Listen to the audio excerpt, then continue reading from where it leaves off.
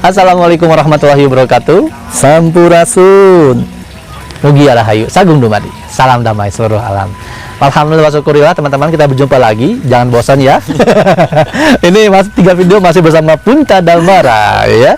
Karena memang kita insya Allah gitu kan, kita banyak yang sefrekuensi. Saya merasa sefrekuensi dengan Punta, pemahaman pemikiran juga banyak sepemahaman, dan saya merasa bahwa beberapa ilmu dan pengalaman yang dimiliki Punta saya belum menapakinya, belum ada gitu. Dan ini sangat penting bagi saya untuk meng-share kepada teman-teman. Apa yang kita saya sekarang adalah guru spiritual, karena ini cukup lumayan sangat santer dan sangat bisa menjadi baik dan bahaya. Iya. Apalagi dunia selebritis gratisan. Waduh. Wah, dengan kata guru spiritual bisa tersesat. Ada yang habis hartanya, ada yang diambil istrinya, bahkan bisa tersesat jauh kepada penghambaan, pengkutusan kepada manusia. Nah, jadi sebenarnya apa sih guru spiritual? Penting nggak sih guru spiritual? Dan guru spiritual seperti apa yang harus kita jadikan guru? Kita berdua akan membahasnya. Tetap kaji dan olah kembali. Jangan mentah-mentah. Ini hanya sebuah referensi.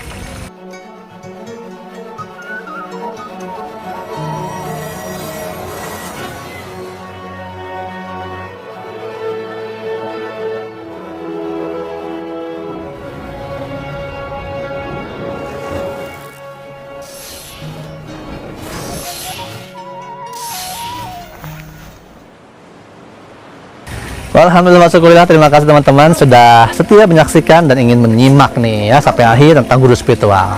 Ini pembahasan yang saya rasa seru nih, dan mudah-mudahan semoga manfaatnya besar untuk yang menonton. Guru spiritual pun asik nih. Ini saya sengaja dengan Punta karena ada satu frekuensi yang tune in, dan kita berdua mungkin ada pengalaman yang sama tentang guru spiritual. Mungkin pernah salah kepada seseorang, atau mungkin kita berdua pernah dianggap sebagai guru spiritual. yang orang-orang menganggap bahwa kita itu, wah, Anda luar biasa, orang yang sakti, udah saya akan berguru, berikan aku muridmu gitu. Karena saya ada pengalaman kayak gitu. Punta mungkin lebih. Jadi gimana nih, guru spiritual, pemahaman Punta apa sih, dan penting nggak sih? Terus guru spiritual seperti apa yang harus kita gurui? Coba gimana? Ya, sebenarnya rancu sih Kang. Rancu. Ini tentang spiritual. Kalau kita kita bedah dulu tuh spiritualnya. Betul. Kenapa ada EQ atau emotional question, Yes. IQ atau intelligent question, sama SQ spiritual question.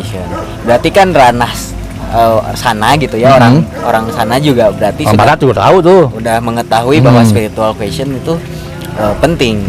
Dan spiritual itu bukan yang kuntilanak, genderuwo, bukan. Kejiwaan dan mental kan. Iya. Nah, ya karena spirit ini mengacunya jiwa, jadi aneh gitu Kang. Saya juga ngelihat Rancu bener, orang kejiwaan ke roh gitu. Iya, jadi kayaknya nggak gini deh gitu. Tapi saya sempat punya guru di salah satu tempat di Banten. Mantap. Jadi guru, kebetulan dia punya pesantren macam. Dia terkenal tapi tidak terkenal. Oke. Nah, jadi kayak memang sangat unik lah guru ini. Nah, suatu saat saya ke sana beberapa hari gitu, menemukan, wah, bagus tuh. Ya apalagi dia punya pesantren dan segala macam. Pas saya lihat, dia memang punya kemampuan yang lebih gitu dibanding orang kebanyakan. Dan dia punya kemampuan membaca pola. Nah, ini kemampuan membaca pola. Kemampuan membaca pola. Jadi kalau di matematika ada satuan, ada rasio kan. Oke. Jadi satuan itu 1 tambah 1 sama dengan 2. Nah, kalau rasio itu tuh 2 tuh bisa dapat dari mana aja. Iya. Nah, bisa 4 kurang 2 gitu, iya. 5 kurang 3 kayak gitu. Guru itu menurut saya ya, guru spiritual itu dia orang yang tahu banyak rasio pada hasil 2. Oke. Gitu, misalkan 2 ini apa ya? Betul. Banyak hal. Banyak Dari ternyata mencapai satu titik itu tidak perlu 1 tambah 1 doang. Betul, dan nggak harus satu jalan itu gitu ya. Ada yang lain. Nah, guru spiritual tuh orang yang mengetahui pola itu. Nah, semisal saya tuh pengen kaya misalkan. Ya udah, kamu ikhlas dulu ngasih. Kan aneh ya? Iya. Kenapa yang kaya lu ngasih? Dan mana duitnya gitu kan? Nah, ternyata dengan rasio. Iya, rasio yang dia tidak dia tahu ada rasio itu bahwa dengan memberi justru kita lebih banyak mendapatkan gitu. Jadi Nah ini yang spiritual ini yang klinik atau mistik. Nah kalau narik dari arti mistik dan klinik itu sesuatu yang tersembunyi, ya rasio itu. Iya, tersembunyi kan? Tersembunyi, Tidak karena nampak. Nah. Tidak nampak di pengetahuan umum. Karena di pengetahuan umum harusnya pasti. Pasti, ilmu pasti ya. Iya. Ya, tadi itu 1 + 1 2. Ya pasti. Kan nggak pasti atau ngasih ke orang malah jadi kayak. Iya. Tapi kan ada rasio lain. Rasio lain. Nah, guru spiritual justru yang harusnya membaca pola dan membimbing orang pada jalan. Bukan berarti harus mendetail menjelaskan terus, karena semakin banyak menjelaskan, murid yang tadinya tidak tahu menjadi tahu. Yes. Tapi dia tidak mengalami. Betul, tidak menyadari. Jadi ibaratnya gini Kang, saya kasih ilmu Akang cara menghitung, tapi Akang kan nggak tahu gitu apa yang harus dihitung.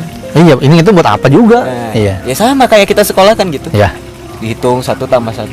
Kalau dari awal sekolah saya dijelasin mah, kamu harusnya bisa menghitung bahwa pohon 1, pohon 2 gini-gini. Saya jadi betah di matematika biar saya betah di hutan juga, biar saya nggak ditipu investor gitu segala macam. Pola pembelajaran dan pengajaran juga harus beda. Jadi sadar dulu ilmu ini buat apa. Betul. Gitu baru belajar. Belajar. Nah, guru tuh tahu tingkatan-tingkatan muridnya seperti itu. Makanya kita juga mungkin ya Kang di YouTube Akang saya tidak terlalu banyak menjelaskan, Akang juga tidak terlalu banyak menjelaskan, hanya sepintas saja karena ya itu untuk apa tahu. Iya, untuk apa tahu banyak tapi tidak mengalami dan menyadari. Iya. Karena pengetahuan yang banyak belum tentu kamu bisa bermanfaat penuh, malah bisa menyesatkan malah. Gitu kan. Nah, balik lagi ke SQ ini sebetulnya jeda di antara emosional dan intelijen. Jeda. Oke. Kalau kita terlibat di dalam macet, aneh gitu. Macet nih, pikiran rudet, emosional jadi rudet gitu ya. Rudet tuh apa ya? Kesal gitu. Kesal, rosing. Apalagi kalau pas di ketebak macet kita ditunggu pacar. Waduh, gimana nih? Gitu. Kalau kita ngasih jeda gitu, ngasih agak jeda, kita berada di luar itu, di luar macet, kita ngelihat satu keindahan ada. Iya. Mobil berbaris. Mobil berbaris. Ya mungkin agak susah sih ya ini apa? Ya bagi orang-orang yang mungkin hanya melihat apa tadi bukan rasio ya susah, tapi kalau yang melihat rasio nikmat kan? Ya. Nah, spiritual ya pada intinya pencapaiannya bukan ketenangan memang. Ya. Jadi gini Kang, saya itu bingung. Tujuan itu adalah perjalanan itu sendiri. Iya, ya itu saya setuju. Tadi ketika Puta bilang bahwa apa tadi ketenangan bukan tujuan. Iya. Karena kalau bagi saya ketenangan itu justru dasar. Iya. Jadi kalau kita tenang, kita bisa memperoleh tujuan kita. Nah. Dan tujuan kita itu apa? Bukan hasilnya, tapi perjalanannya proses, betul ya? Iya. Iya. Nah itu jadi seorang guru spiritual harusnya yang bisa menenangkan, yang bisa membawa kita pada kejelasan, kejernihan melihat. Ya. Mata melihat sesuai apa yang harus dia lihat, telinga mendengar apa yang seharusnya dia dengar. Betul. Guru spiritual harusnya membimbing kita kepada arah sana. Ya. Bukan malah menakut-nakuti, bukan malah membimbing, mengarahkan kita pada hal-hal yang kita tidak mengerti, tidak tahu, akhirnya dia menunggangi. Ya, dipaksakan untuk tahu dan pahami. Iya. Kata saya A ya A, ikuti gitu ya. Karena banyak yang kejadian Kang guru spiritual, kamu tidak cocok dengan ini. Dengan si perempuan ini, taunya dinikahin sama dia. Wah, itu sering sekali terjadi. Jadi gitu. Malah ada kayak gini, kamu belum saatnya nikah. Padahal apa coba? Ya itu gurunya pengen nikah sama dia. Iya. Dibujuk segala macem. Nah itu yang terbuat dogma, doktrin, apalagi demi keuntungan si guru spiritual itu tadi. Padahal itu bukan guru ya sebenarnya kalau gitu. Iya. Oke. Jadi saya kebanyakan mendapatkan guru spiritual itu yang ketika saya sedih atau ketika saya misalkan mendapatkan satu kemalangan, ketika saya curhat gitu, guru gimana nih, saya lagi gini, kok saya nggak stabil. Guru malah mengajarkan teknik. Ya, kamu sholat, kamu zikir, kamu meditasi, betul. kamu ini. Terus guru, kenapa rezeki saya kok mandek? Kamu memberi ke orang zakat gitu kan, infak kamu gimana? Lebih ke teknik gitu, lebih ke perbuatan. Jarang yang kalau saya dapat ini, kayaknya kamu gini nih, jarang. Jarang yang menjelaskan secara detail. Kenapa? Karena saya melihat justru dia sudah tahu pola itu dan mungkin saya tidak sejernih dia melihat. Iya, terkadang kita karena nggak mampu melihat pola, kita apaan sih orang gua minta ini kok nggak dikasih solusi, malah itu mikir padahal itu polanya. Iya. karena gini, saya percaya banyak teknik-teknik yang diberi itu ya gitu, biar kita tenang, berani dalam berbuat benar gitu, dan segala macam, yakin tauhidnya bagus. Ketika ini terakumulasi, kita melakukan sesuatu pun dengan pede. Banyak kok orang sukses gara-gara pede doang. Iya betul. Pas lihat ijazah apa SD, tapi pede dia kan. Nah. Iya. Jadi kan kalau kita nggak percaya sama diri, bagaimana kita punya harga diri? Betul sekali. Gitu. Nah sekarang tuh kita krisis percaya diri. Iya, sangat percaya diri. Malah kita mencari kepercayaan diri dari kata-kata orang lain. Yang akhirnya bukan percaya diri, kita jadi didoktrinasi sama orang. Yang tadi itu betul. Akan juga pengalaman ketika guru, ketika ada kesulitan. Aduh, saya kan nyebutnya yud saya ini, aduh lagi kesusahan uang gitu. Saya udah cari kesana kemari, cari nggak dapat gimana gitu. Jawaban dia apa? Jawaban dia cuma gini, mungkin kurang jauh nyarinya gitu. Nah itu yang jawaban dia tuh, mungkin nyarinya kamu kurang jauh gitu. Betul sama kayak kamu, sholat, zikir gitu kan, ngajarin sholat duha, sodako enggak gitu, sama persis seperti itu.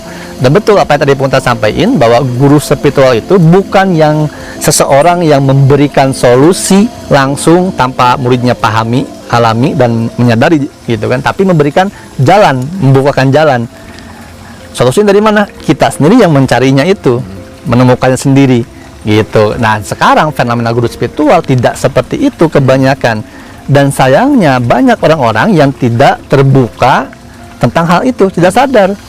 Jadi mereka lebih suka pun datang ke seorang guru spiritual siapapun itu ya, apalagi dia punya padepokan besar segala macam, dia hanya bertanya, gurunya menjawab, ya udah dia terima jawabannya sebuah kebenaran. Yang akhirnya apa? Yang akhirnya dia menjadi boneka-boneka gitu. Jadi nggak kebuka kan sadarnya. Gurunya bilang A, ya udah A aja, B aja. Nah, gitu kan. Apalagi kalau udah nyambung hal-hal yang pribadi, soal apa? Yang manusia kan, kata itu, kamu nggak cocok sama dia, janganlah. Nanti Abah yang akan pilihin buat kamu, jodoh yang tepat buat kamu ada. Nanti akan, tapi jangan dia. Belum ya, nanti akhirnya dia jodohin dengan anaknya.